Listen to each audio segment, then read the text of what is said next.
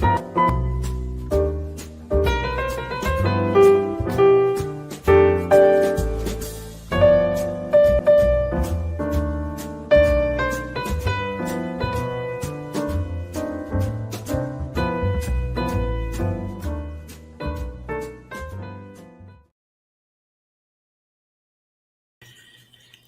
traders, welcome to Charts and Coffee.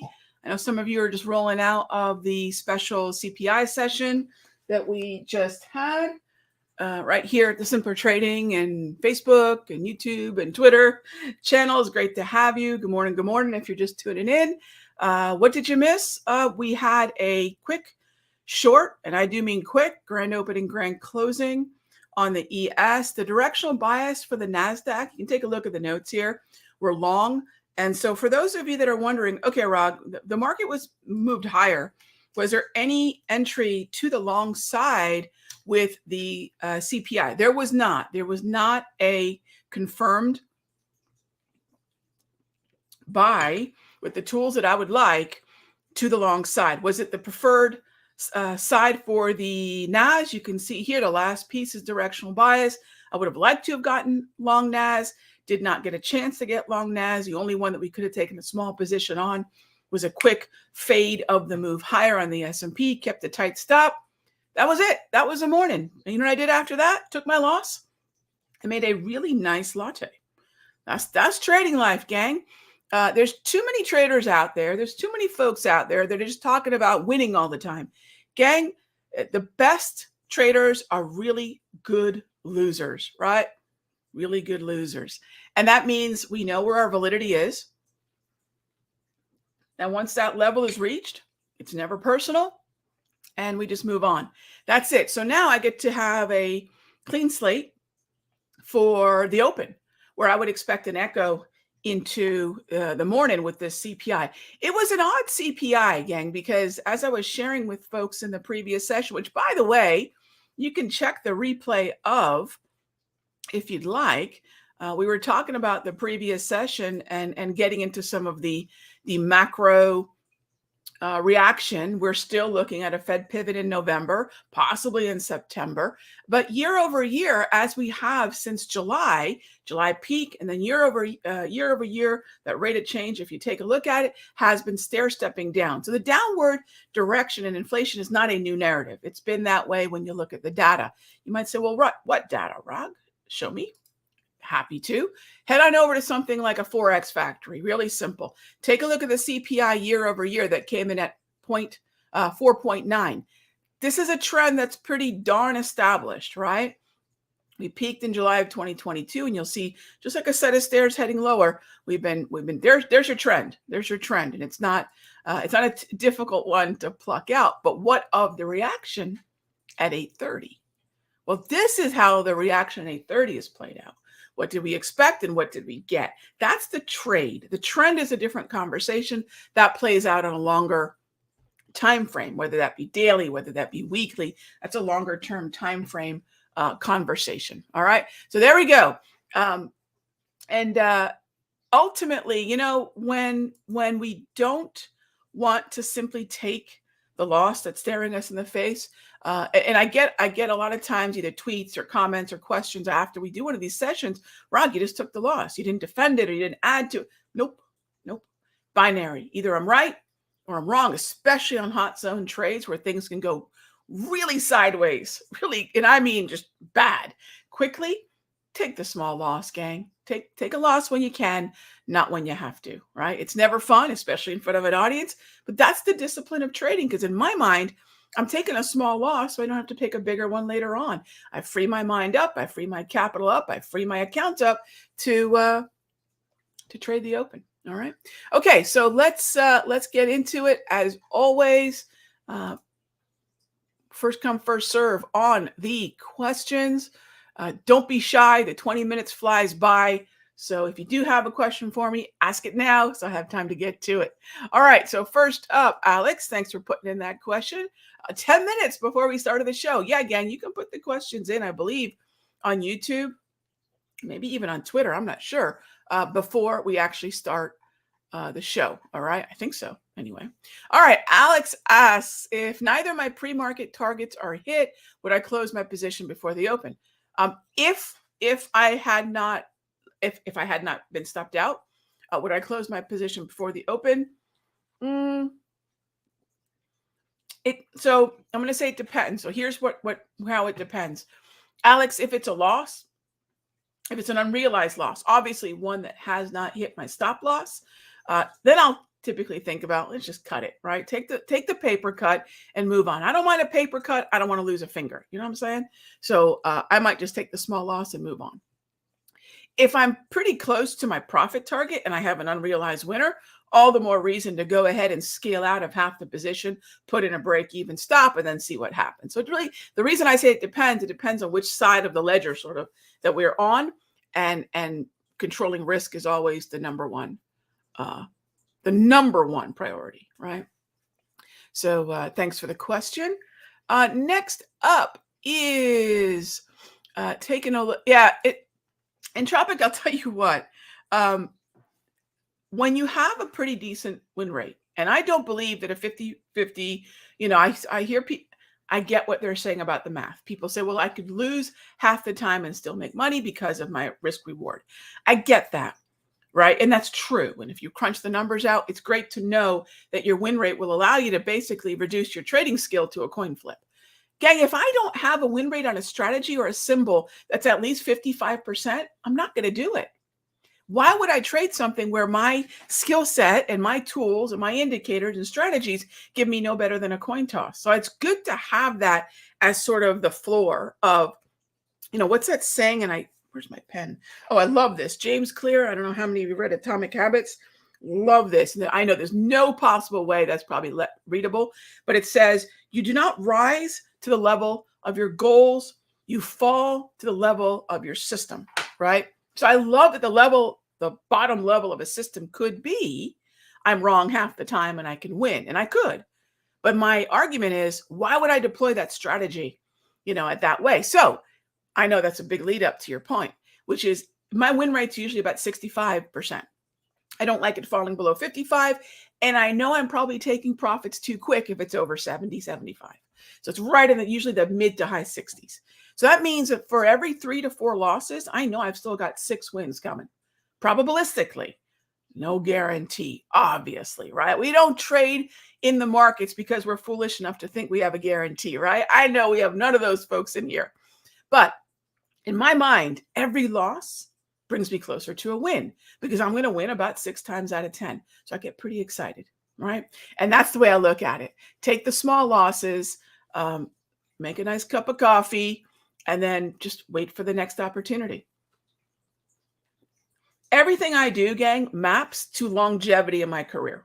Everything.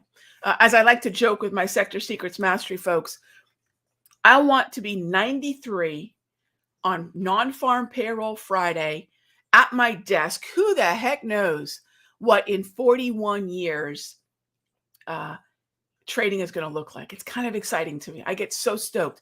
I optimize for being able to do this for the rest of my life. And I jokingly say, not to be morbid, but I want folks to find me face down on my keyboard, hand on my mouse, trading non-farm. That's the way I'm going to go out.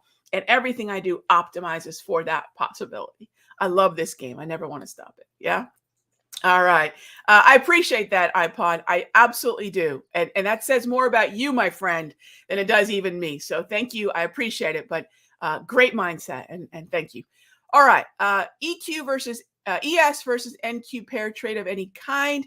I don't know. Smith and Wesson. I don't know ES versus NQ pair trade. I don't do pairs trade. I don't do that. So I know some folks like to do pairs trades in that regard with different stocks and so forth.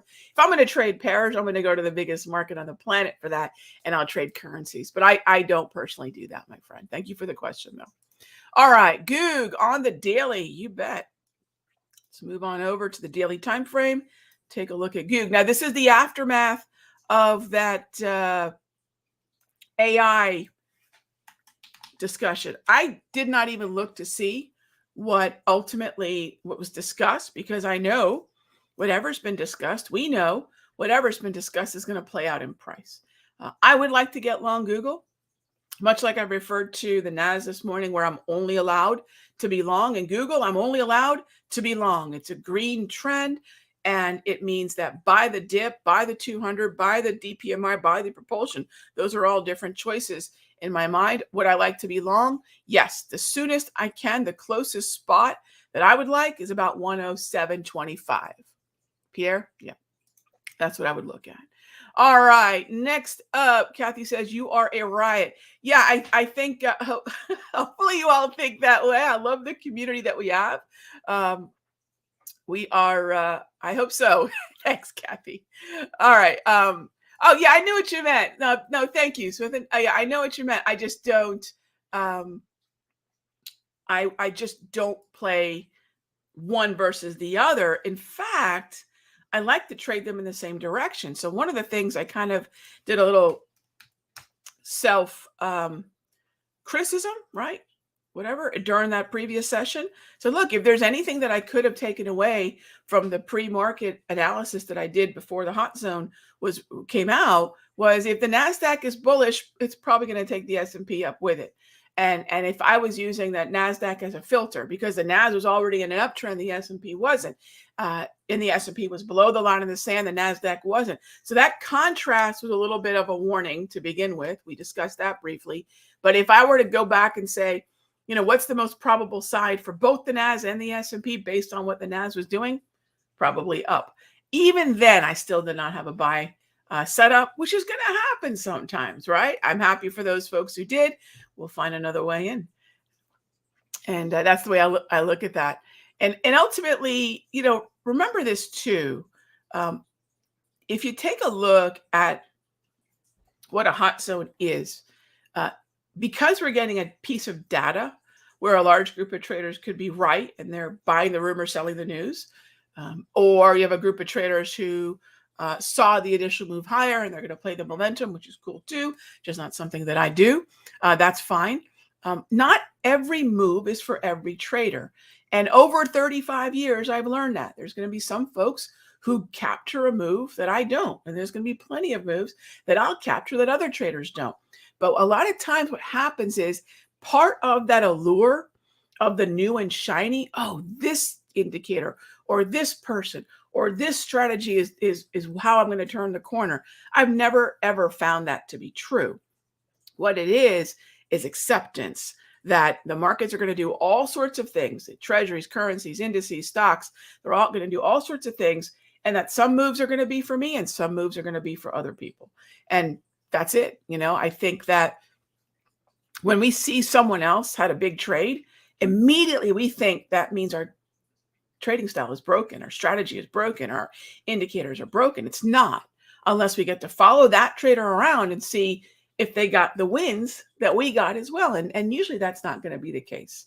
So I stay in my circle of competence, right? I stay within the tools and indicators that I know work for me when I play them out at scale. And I mean, not just over weeks or months, but over years. And frankly, at this point in my career, decades. So that's the way I hope everyone gets, where you're just playing your game. What does every great athlete say, even in a team sport, right? What do they say? I played my game. I didn't let the opponent change my game. They'll say that. They'll say two things. One, the game slowed down for them. And they'll say the other thing, I played my game. I ran my race, you know, whatever that is. And I think those are great lessons to take from, well, this is a game, isn't it? Trading is a game, winners, losers, points, right? Score. All right. So that's that. Okay. Any questions for me? I saw we got the Google question. And, you know, while we're talking about Google, in my video yesterday, I talked a bit about XLY and why XLY is going to be a really, really important sector to watch for NASDAQ traders and for Amazon and XLY traders as well. And the reason is, this is consumer discretionary. This is the ETF for consumer discretionary. And if you'll notice, unlike the XLK and unlike the XLC, this is still trading below the 200.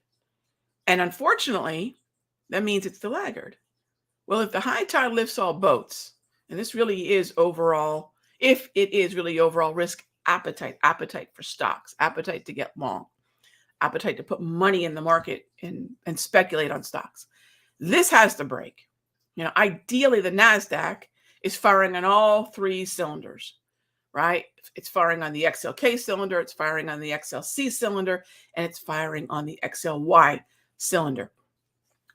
The XLY could break the 200, but my discussion in the free video that you can check out at the Simpler Trading YouTube channel was that in order to do that, we really need to see Amazon make that very similar move.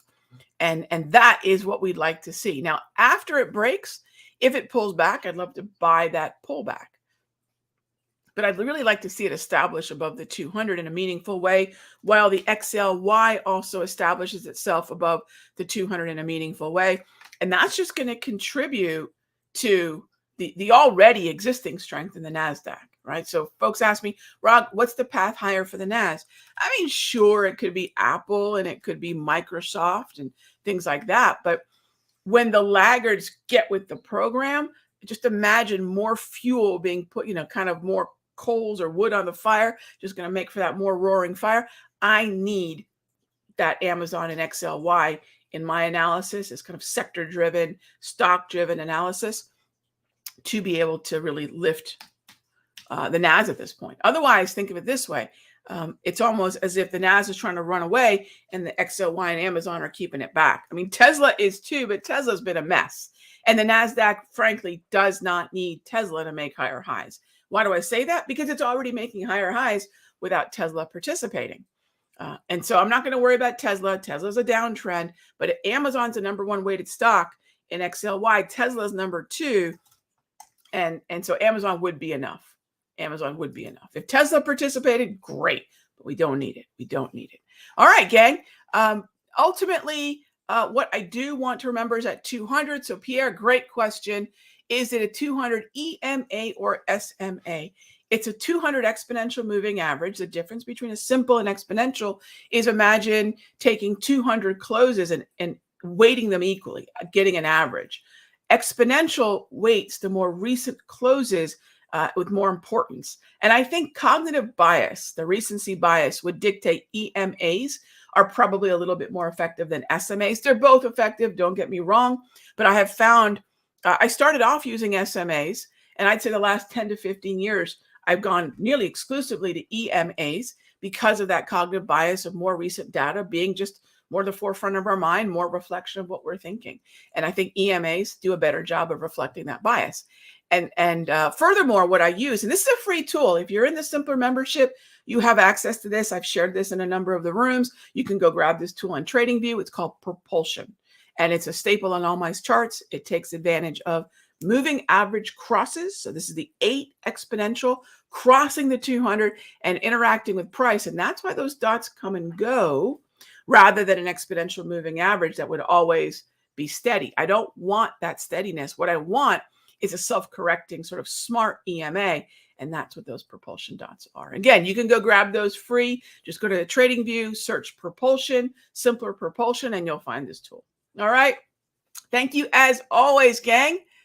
I will see you all tomorrow, same time, same station. I'm going to go jump into our Sector Secrets Mastery and see what kind of trades we might get in the aftermath of the CPI. If you want to join us over at Sector Secrets Mastery, if you dig charts and coffee, you're going to love Sector Secrets Mastery. We're going to we get together every morning and do a little bit of day trading, set up some swing trades, as well as position trades in my portfolio. So all of that is shared in that room. You can check it out at sectorsecrets.com. All right, gang, until tomorrow.